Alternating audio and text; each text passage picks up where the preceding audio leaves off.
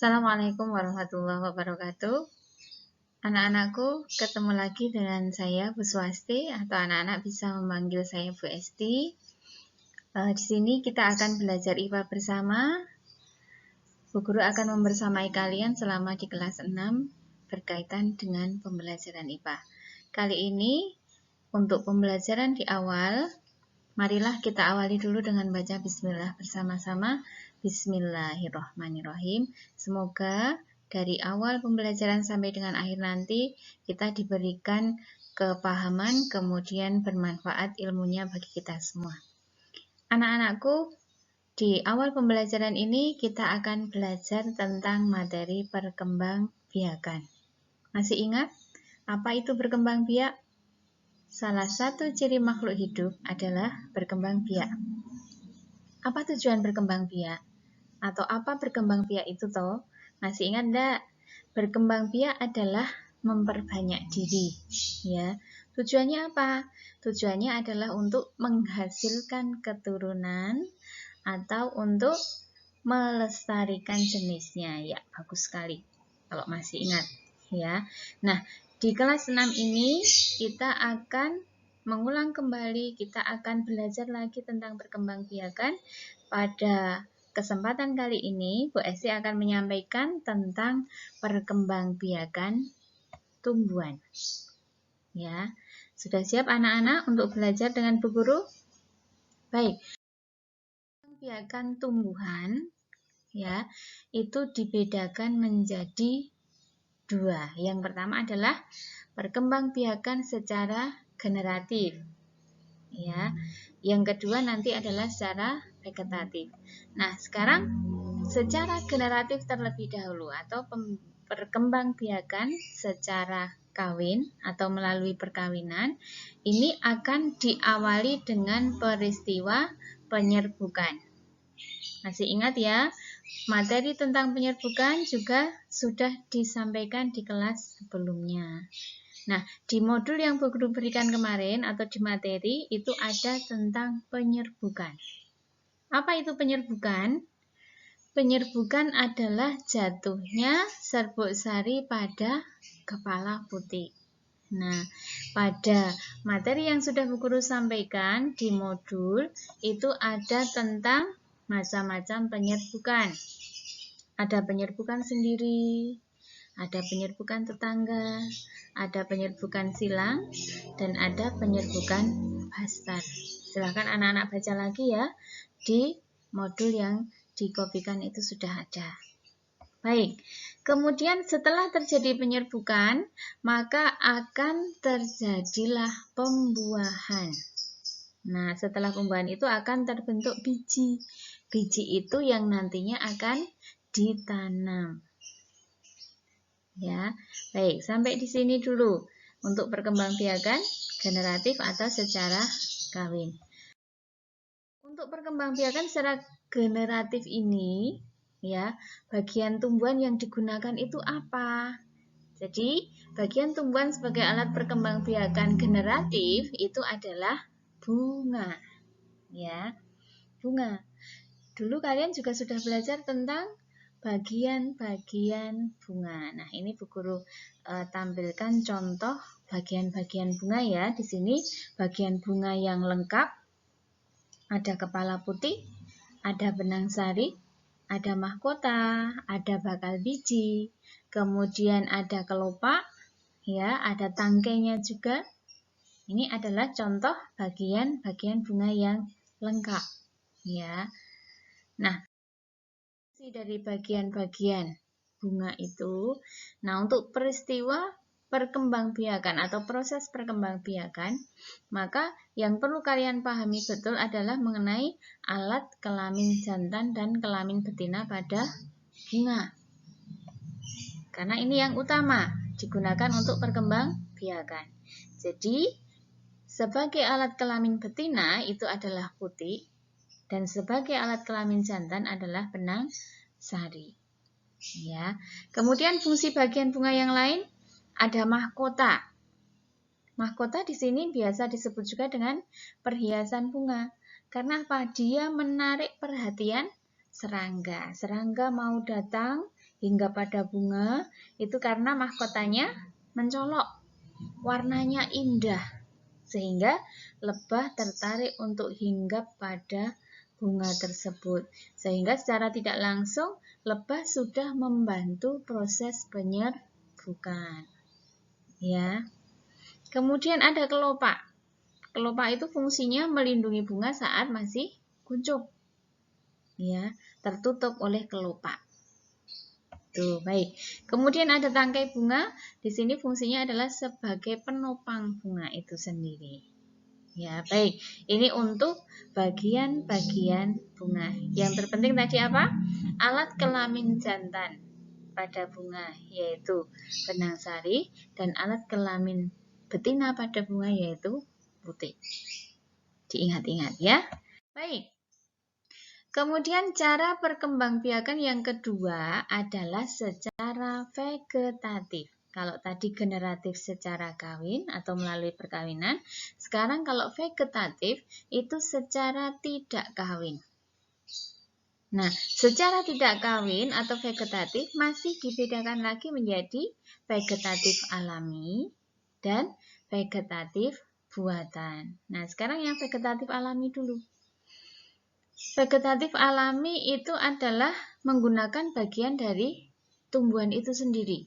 Nah, di sini contohnya antara lain ada tunas, ada umbi batang, ada umbi lapis, ada umbi akar, ada akar tinggal atau rizoma, kemudian geragi atau stolon, spora, dan membelah diri. Ya, nanti sampaikan contohnya satu persatu. Jadi, vegetatif alami tadi adalah apa? Perkembangbiakan yang menggunakan bagian dari tumbuhan tersebut tanpa bantuan makhluk hidup yang lain. Ya. Nah, contohnya di sini. Yang berkembang biak dengan spora, contohnya adalah ada jamur, ada sufrit. Anak-anak sudah tahu jamur ya? Nah, itu berkembang biak dengan spora. Kemudian ada umbi batang. Di sini yang berkembang biak dengan umbi batang contohnya adalah kentang. Anak-anak juga sudah tahu kentang, sering makan kentang. Nah, itu perkembangbiakannya adalah dengan umbi batang. Kemudian dengan umbi lapis. Ya, siapa yang belum tahu bawang? Siapa yang belum tahu brambang bahasa Jawane ya? Nah, itu juga berkembang biak dengan umbi lapis. Kalau kita sayat bagian tengahnya, maka itu ada bagian yang berlapis-lapis. Kemudian bagian tengahnya ada tunasnya. Anak-anak bisa nanti minta bawang merah ibunya di dapur, kemudian iris saja, dibelah bagian tengahnya, maka akan terlihat lapisan-lapisan itu. Ya, baik. Berikutnya adalah umbi akar. Di sini yang berkembang biak dengan umbi akar adalah wortel. Kemudian membelah diri. Nah, membelah diri ini adalah bagi tumbuhan bersel satu, ya, sehingga dia akan melakukan pembelahan diri. Nah, ini contohnya adalah ganggang hijau. Baik, kemudian dengan cara tunas, contohnya di sini adalah pisang, bambu, nanas. Ya, bambu, ya kalian sering makan sayur rebung. Nah, rebung itu adalah tunas pada bambu, ya. Kemudian ada akar tinggal atau ada yang menyebutnya rizoma, ada yang menyebutnya lagi rimpang. Ya, contohnya adalah jamu-jamuan. Di sini ada lengkuas, ada jahe, ada kunyit. Ya, itu berkembang biaknya dengan akar tinggal. Kemudian berikutnya adalah dengan stolon. Apa itu stolon? Stolon atau geragi itu adalah akar yang menjalar di atas permukaan tanah. Ya, dia menghubungkan antara tanaman satu dengan yang lain. Jadi akar itu ya menjalar di atas permukaan tanah. Itu biasanya dimiliki oleh stroberi, rumput teki, ya. Itu dengan baik. Ini akan guru sampaikan beberapa gambar ya tentang perkembangbiakan vegetatif alami. Ya, kalian bisa mengamati di situ. Oh, umbi akarnya itu. Oh, stolon itu pada stroberi ya yang seperti ini. Oh, rebung. Rebung itu seperti itu. Jadi, untuk belajar IPA, selain kalian mengamati gambar, maka kalian bisa melihat di lingkungan sekitar kalian. Sekiranya menemukan tanaman ya dengan cara perkembangbiakan vegetatif alami, maka bisa kalian pelajari sendiri di lingkungan sekitar kalian. Baik, perkembangbiakan vegetatif alami. Ya, ini yang lebih jelas. Ada rebung lagi, ada rumput tegi, ya. Kemudian masih mengenai perkembangbiakan vegetatif alami. Ya.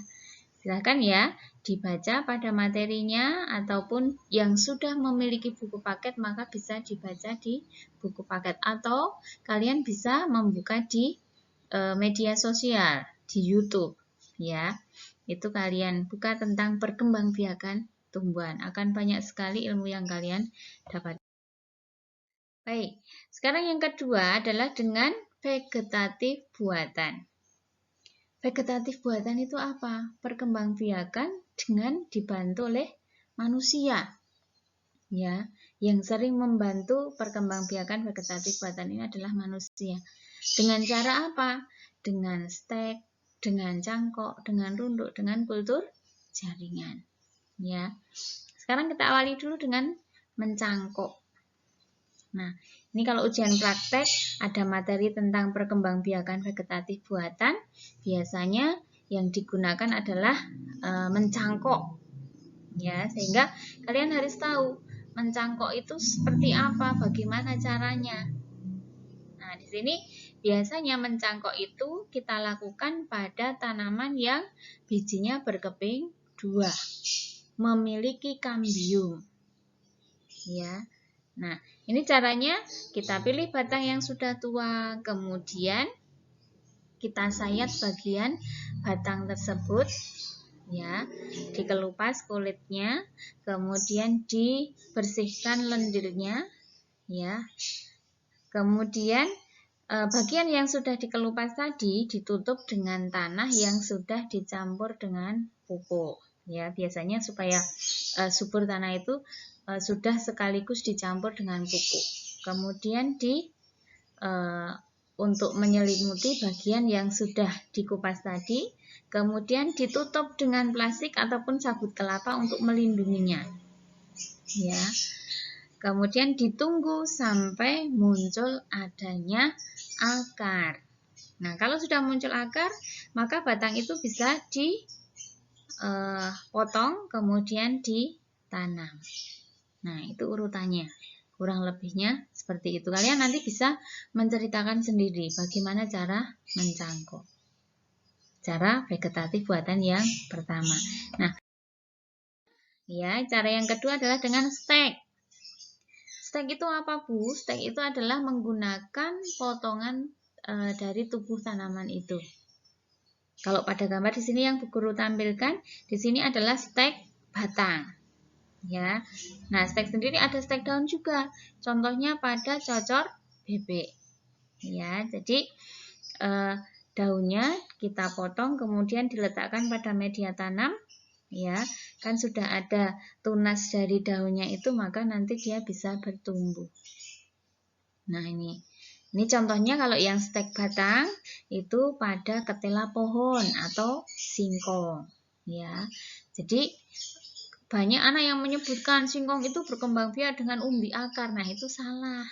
Ya, tidak benar. Jadi, yang ditanam adalah batangnya dengan cara apa? Stek. Ya, itu yang umum atau yang lazim dilakukan untuk mengembangbiakkan singkong. Tapi singkong juga bisa dikembangbiakkan dengan biji. Kalau biji tadi cara apa? Secara kawin. Ya. Di mana bijinya, Bu, singkong? Saya belum pernah melihat biji singkong. Ya. Itu biasanya kalau kita biarkan tanaman itu sampai agak lama, nanti akan berbuah, ya, ada di bagian batang pohonnya, ada biji dari ketela pohon. Baik, cara berikutnya vegetatif buatan adalah dengan merunduk. Ya, merunduk itu bagaimana?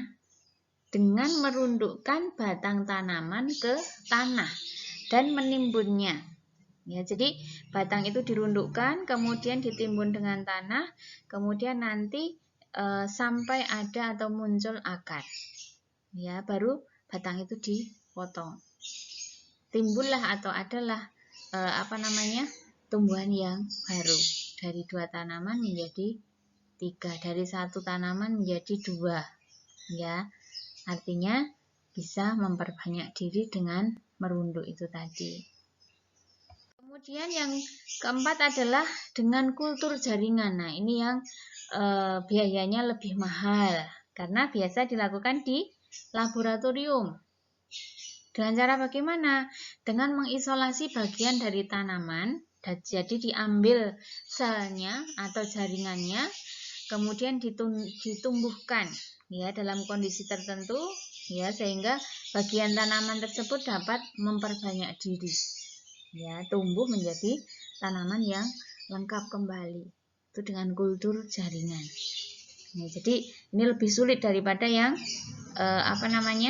tadi setek, cangkok, kemudian tunduk, dan membutuhkan biaya yang lebih mahal, membutuhkan ketelitian, ya, karena menggunakan jaringan atau sel dari tumbuhan.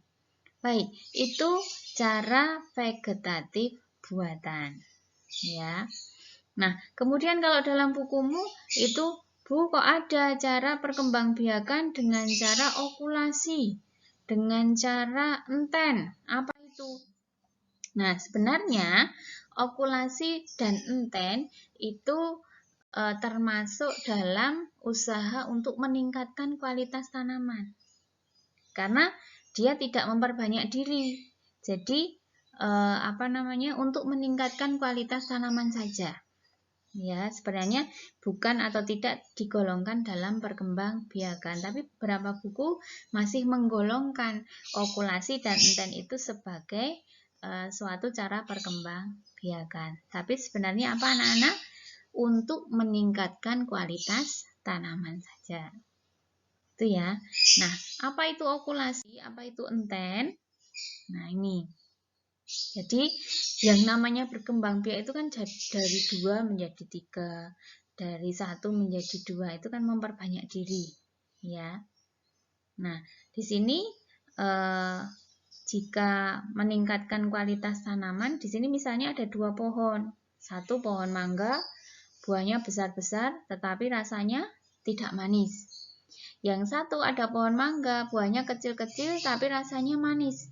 Kita mau menggabungkan kedua sifat itu, ya, biar nanti diperoleh keturunan yang mangganya besar-besar dan manis, ya. Kemudian dilakukan usaha apa? Dengan menempel atau dengan yang kedua tadi dengan enten, ya. Nah, ini dengan menempel maka dilakukan dengan apa? Mengiris kulit batang yang akan ditempeli, kemudian mengiris kulit batang yang memiliki tunas sebesar irisan batang yang tadi akan ditempel tadi, ya. Kalau sudah batang atau irisan yang ada mata tunasnya tadi ditempel pada batang yang awal sudah kita kelupas tadi, ya. Kemudian diikat supaya tidak lepas. Setelah muncul tunas, ya, maka itu berarti cara peningkatan kualitas tanaman ini sudah berhasil, ya. Itu jadi meningkatkan kualitas tanaman. Nah, yang kedua dengan sambung pucuk, artinya apa? Menyambung, ya, menyambung. Jadi ada 2 tanaman, ya, yang akan digabungkan sifatnya, ya. Contoh di sini misalnya tanaman bunga. Jadi ingin diperoleh bunga yang bermacam-macam dalam satu pohon. Bisa dengan menggabungkan dua sifat tersebut. Nah, itu antara lain anak-anak untuk perkembangbiakan tumbuhan. Ya, mudah-mudahan apa yang Bu Guru sampaikan nanti bisa dipahami oleh anak-anak, ya, sehingga bisa bermanfaat untuk kita melanjutkan materi ke perkembangbiakan yang lain. Baik, Bu Guru akhiri. Terima kasih atas perhatiannya. Semoga pembelajaran kali ini bermanfaat untuk kita semua.